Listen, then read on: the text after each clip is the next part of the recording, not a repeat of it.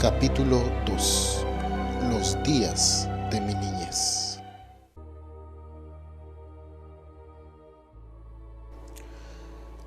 Yo era el quinto de una familia de 8 hermanos. Nací el 18 de abril de 1925 en Saint Jacques, Nueva Brunswick, un pequeño pueblo cerca de la frontera con la provincia de Quebec, al este de Canadá. Mis padres eran devotos católicos franceses. Por parte de mi padre, 2 de sus hermanas eran monjas y su hermano menor era un sacerdote que más tarde se convirtió en monseñor de la Iglesia Católica Romana. Incluso ahora no puedo menos que admirar la diligencia con que mis padres siguieron las enseñanzas y los requisitos de su iglesia. Hasta donde yo recuerdo, rezábamos en familia todos los días. Recuerdo bien el momento del rezo de la tarde. El rosario era el punto principal del ritual, pero también repetíamos la letanía de los santos.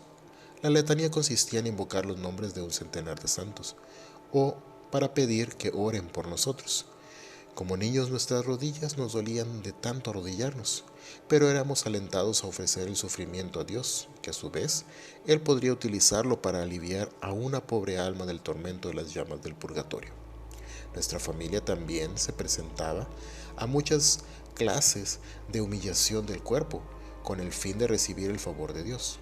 Si alguien iba a confesar y comulgar el primer viernes de cada mes, regresaba con la seguridad de que las indulgencias beneficiarían a alguna pobre alma, con 5,000 días menos en el purgatorio.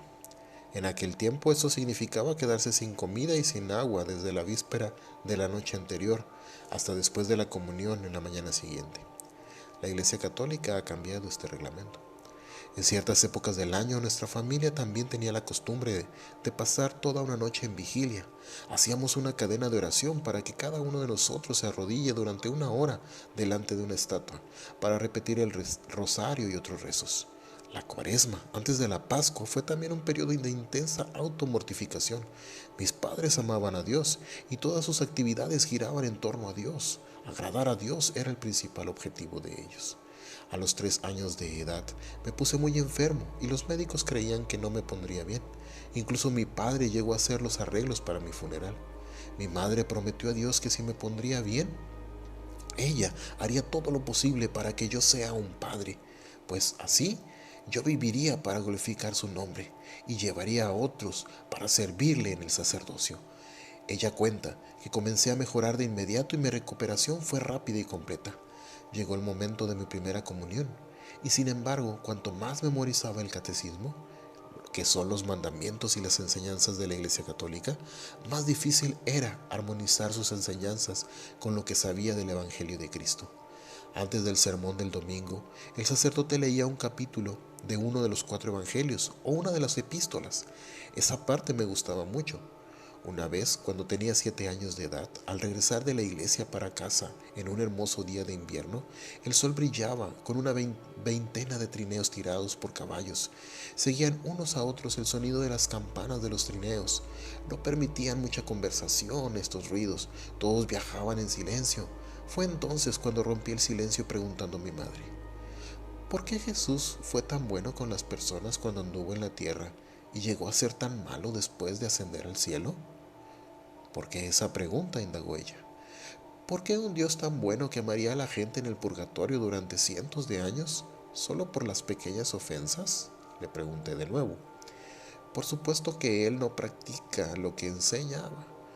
Tú y papá practican lo que nos enseñan. ¿Y por qué Él no? Ustedes nos enseñan a perdonar las ofensas unos de otros. Dios también debe perdonar por completo, ¿no crees? Al ver bien el rostro de ella, me di cuenta de que este razonamiento la dejó medio confusa. Mi padre trató de defenderla apelando a las autoridades superiores. ¿Sabes, hijo? Es como tu tío Félix, el sacerdote. Dijo: Dios odia tanto el pecado que tuvo que asociarlo con una pena muy dura para enseñar a la gente que se arrepientan del pecado. Por otra parte, el Santo Padre sabe de otras buenas razones para que Dios use el purgatorio y no debemos cuestionar la autoridad del Papa. También aprendí y acepté la doctrina de la transubstanciación, como cualquier otro niño de mi edad, creyendo que en la Eucaristía el sacerdote convertía el pan y el vino en el cuerpo y la sangre de Cristo literalmente.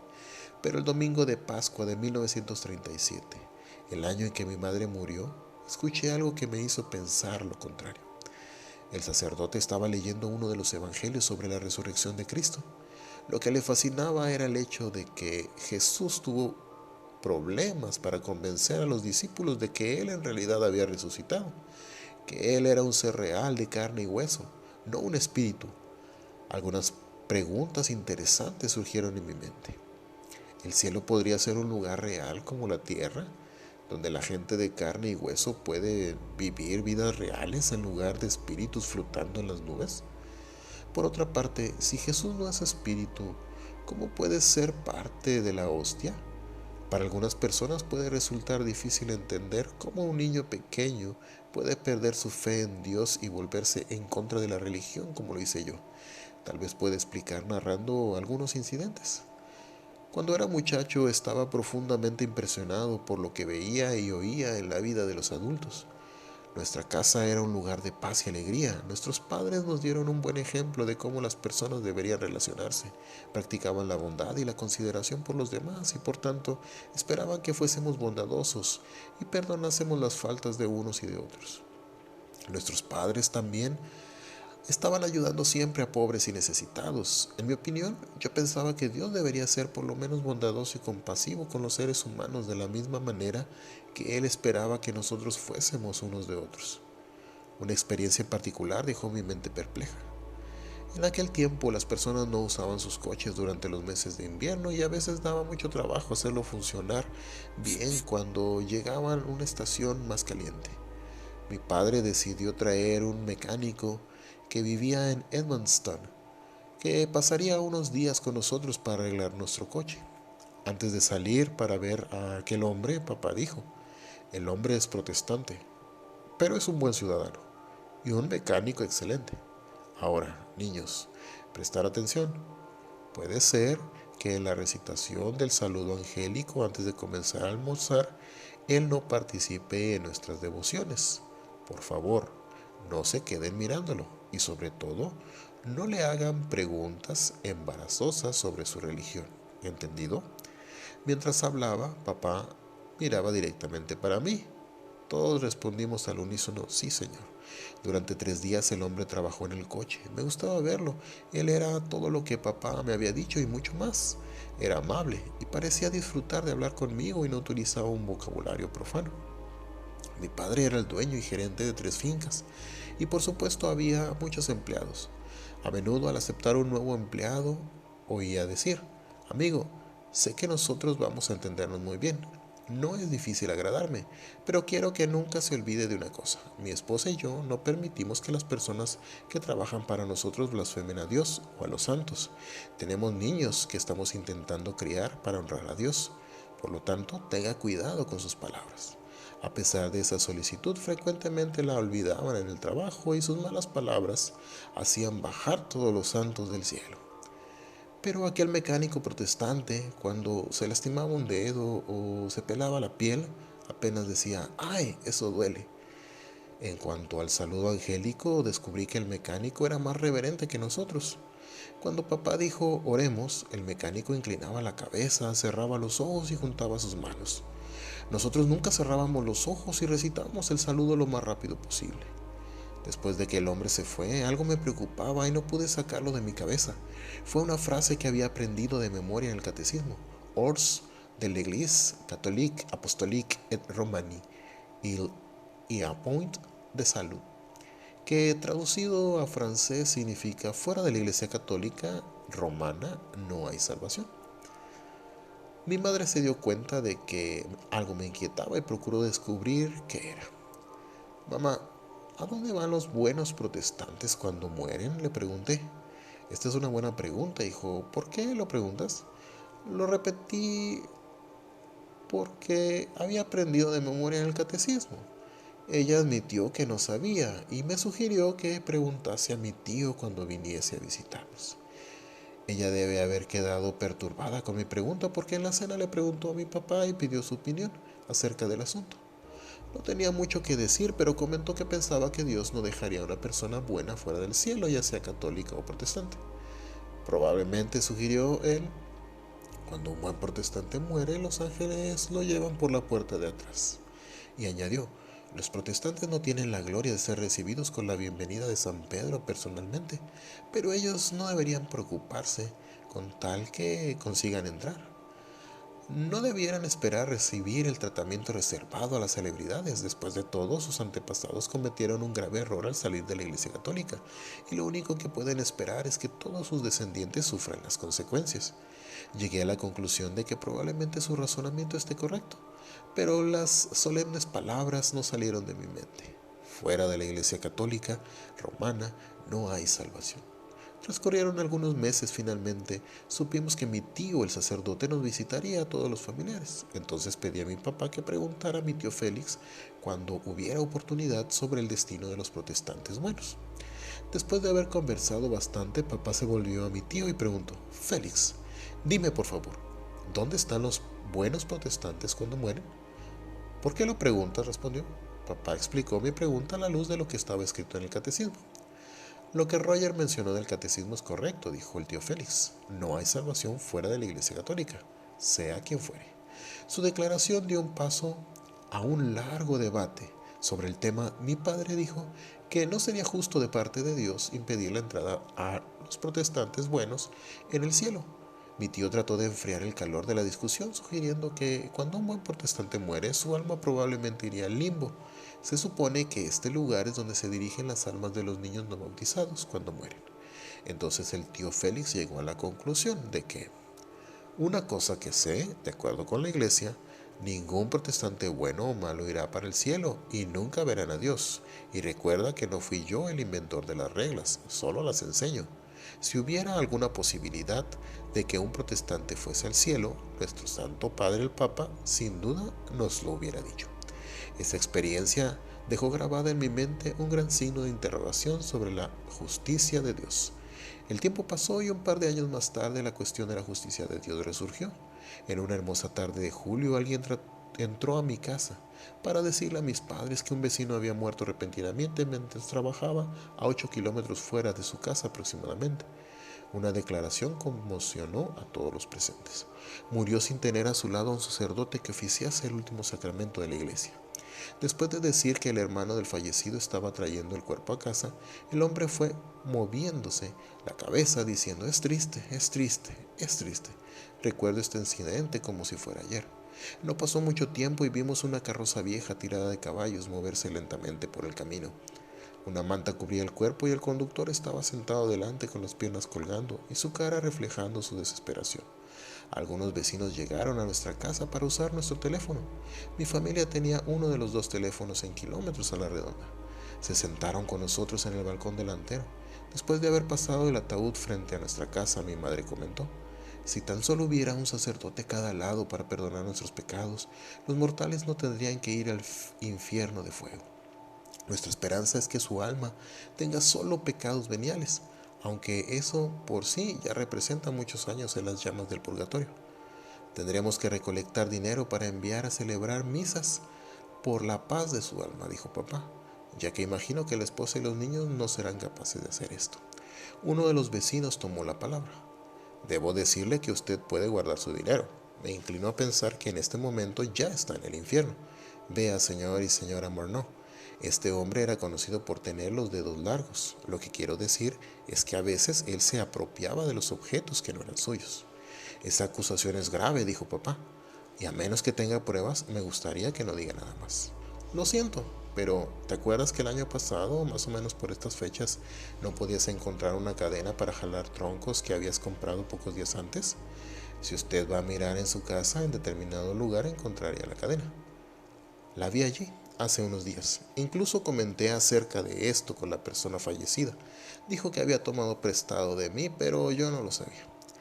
Por unos momentos papá miró sorprendido, pero pronto recuperó la compostura y dijo: para mí, esta es una revelación. Escuchen, quiero que todos sepan que ante Dios estoy dando al difunto la cadena que él pidió prestada de mí, a pesar de que no tenía la intención de devolverme. Por otra parte, si hubiera tomado cualquier otra cosa que no tenga conocimiento, también se la doy a él. De esta forma, su alma está libre de cualquier condena que podría traer sobre sí mismo, incluso a los ojos de Dios. No quiero faltar al respeto a Dios, respondió el vecino, pero ahora estoy pensando que eres mucho más amable que Dios. Debo admitir que este es el gesto más bonito que he visto o escuchado. En realidad, debe ser el primer ser humano que fuerza a Dios para sacar a un alma del fuego del infierno y ponerlo en el purgatorio, hasta que esté completamente purificado a fin de entrar en el cielo. Este episodio tuvo un gran impacto en mí. Durante muchos días este incidente volvía a mi mente y meditaba en ella. Estoy de acuerdo con el vecino. Mi padre tenía un carácter más noble que el de Dios, a quien él servía. Llegué a la conclusión de que Dios era demasiado injusto al obligar a las almas a sufrir en el purgatorio cuando sus parientes no tenían suficiente dinero para enviar a celebrar misas. La experiencia que contribuyó más a volverme completamente en contra de Dios fue la muerte de mi madre. En la primavera de 1937, ella fue al hospital a someterse a una cirugía. Después de 2 semanas fue dada de alta, pero solo para pasar sus últimos días en casa. Con solo 12 años de edad tenía una mente demasiado impresionable. Un día, al regresar de la escuela, fui a su cuarto para besarla en la frente al igual que todos los días. Por favor, siéntate, dijo ella. Tengo que decirte algo muy importante para los dos. Como sabes, no me queda mucho tiempo por vivir y quiero que recuerdes este consejo. Cuando vayas abriendo camino a través de la vida, muestra tu aprecio por la bondad que otros tienen contigo. Agradece, aunque sea solo un vaso de agua. Las personas que expresan su aprecio por los pequeños favores reciben mayores beneficios. En aquella época era costumbre velar a una persona en casa en lugar de una capilla funeraria. Durante 3 días amigos y parientes, vecinos y otras personas vinieron a rendir homenaje y orar por el alma de mi madre. En el día del entierro, mucha gente pensaba que mi mamá estaba en el cielo junto a Dios, por los muchos rosarios que se rezaban en su nombre. Pero lo que nos hizo sentir mejor fue el hecho de que papá mandó celebrar misas gregorianas en favor de su alma.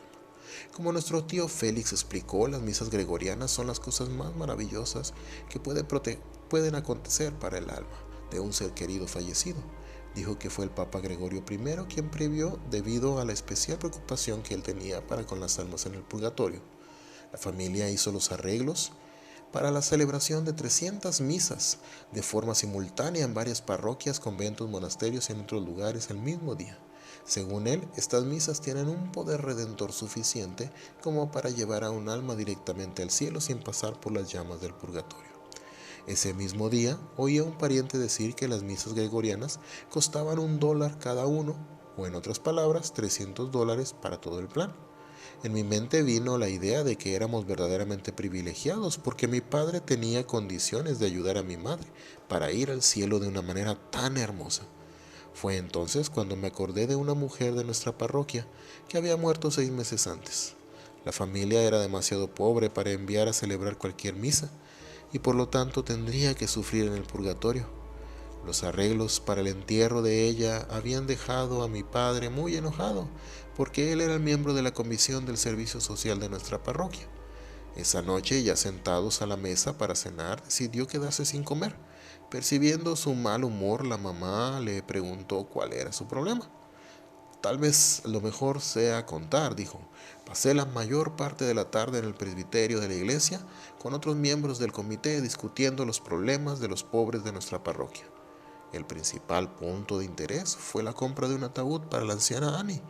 No me opongo al ahorro de costes, pero cuando el padre Packin preguntó al director de la funeraria cuánto se podría ahorrar si tomásemos el ataúd del crucifijo y de las asas antes del entierro, yo estaba enojado y quería dar al buen padre una parte de mi vocabulario. Sin embargo, me contuve por respeto a su oficio. Para poner a fin la discusión, le dije que pagaría la diferencia. Cosas de ese tipo de alguna forma me irritan. Es triste ser pobre hoy en día, sobre todo cuando llega el momento de morir. Al recordar estos dos incidentes, no conseguía dejar pensar que Dios era gravemente injusto al permitir que la miseria siguiera en el mundo.